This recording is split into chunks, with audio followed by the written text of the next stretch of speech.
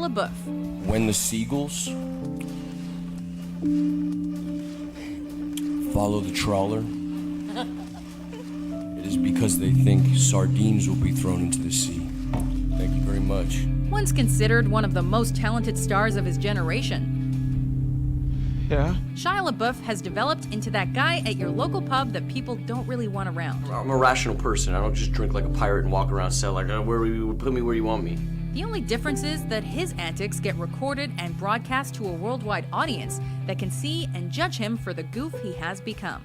Whether it's showing up at a movie premiere with a bag over his head, or picking fights with strangers in bars. Yo, man, what the are you doing? Fight!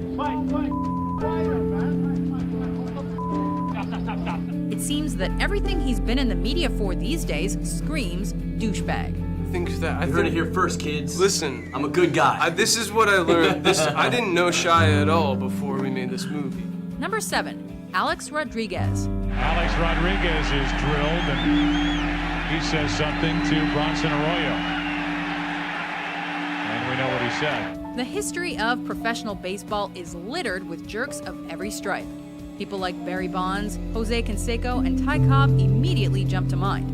But it's this Yankee that makes our list. Looked like you gave Dempster a glance after you rounded first base, did you? Perhaps. I was pretty pumped up.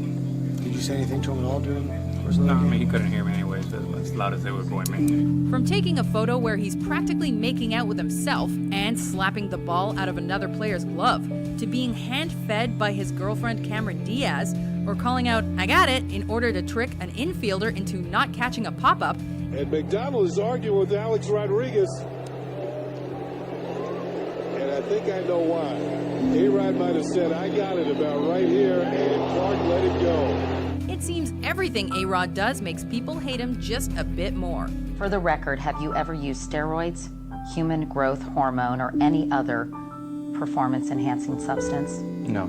He also denied using performance-enhancing drugs, only to admit using steroids a few years later, which is probably the worst offense of them all.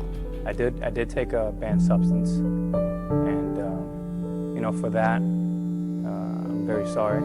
Number 6, Sean Avery.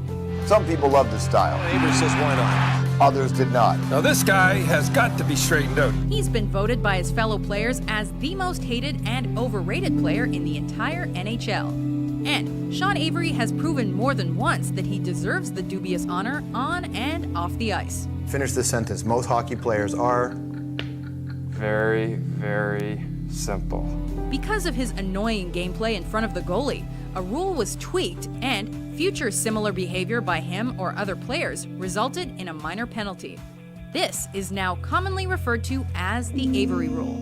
Well, Marty's a big whiner. He's always been a big whiner, and, you just got to play through it, and I'm going to be in his face all night. The athlete was also once suspended for 6 games, based solely on comments he made off the ice about his ex-girlfriend and a fellow player, and specifically how he must love Avery's sloppy seconds. I just wanted to comment on how it's become like a common thing in the NHL for guys to fall in love with my sloppy seconds. I don't know what that's about, but enjoy the game tonight. Classy. Number 5, Miley Cyrus. Always knew this day would come. We'd be standing one by one with our future in our hands. Like a lot of child stars of the past, Miley Cyrus is attempting to get out from under the innocent image that she developed during her early 20s. But it's the uniquely douchey way in which she's doing this which sets her apart. Showing up everywhere with her tongue sticking out, trying to make out with Katy Perry, or her heavily sexualized concerts all contribute to the way the public sees her now.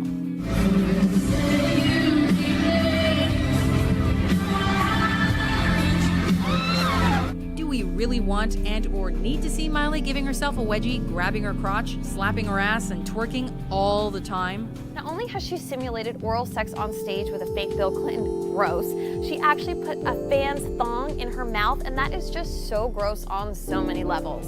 Number 4, Ann Coulter. Immigrant rights are not civil rights?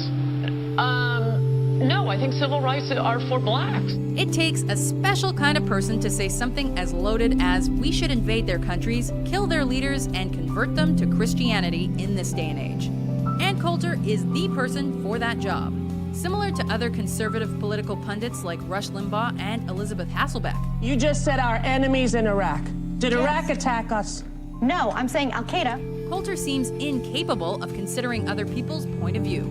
She often expresses herself in a blunt manner and will stand by her statements until the bitter end. You manifestly have greater hatred for people like Sarah Palin and Michelle Bachmann than you do for John Boehner. idiots. She also seems willing to defend any political figure that's on her team, no matter how inexcusable their actions. No, we just want Jews to be perfected as they. What really say you? Yeah, no, that's what Christianity is. We believe the Old Testament, but ours is more like Federal Express. Number 3, Kanye West. We culture. Rap is the new rock and roll. Kanye has always been known to be completely full of himself, but that was tolerable or even a little endearing, at least when he was talking mostly about his music, since it's often deserved. Yo, Taylor, I'm really happy for you. I'm gonna let you finish. But Beyonce had one of the best videos of all time. One of the best videos of all time. Nowadays, though, West's music isn't as fresh as it once was, as he is now more focused on his expensive clothing line and his marriage to Kim Kardashian, a woman who is almost as bad as he is when it comes to wanting attention. Gone are the days when he stood up for the victims of Katrina. George Bush doesn't care about black people. But hey, now he sticks up for celebrities against the evils of the paparazzi. Don't take another photo, man. Don't take another photo, man. I just got here, homie. Don't take no photos. Okay. Stop it. Brother, stop it, man. I just got here, brother. Kanye seems more and more like someone who just can't take criticism or a joke. We the real rock stars, and I'm the biggest of all of them. I'm the #1 rock star on the planet.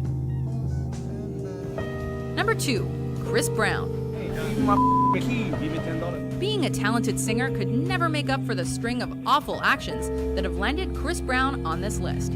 A shattered window, which Chris allegedly destroyed after he stormed off the GMA stage. There he is, shirtless, storming out of the studio.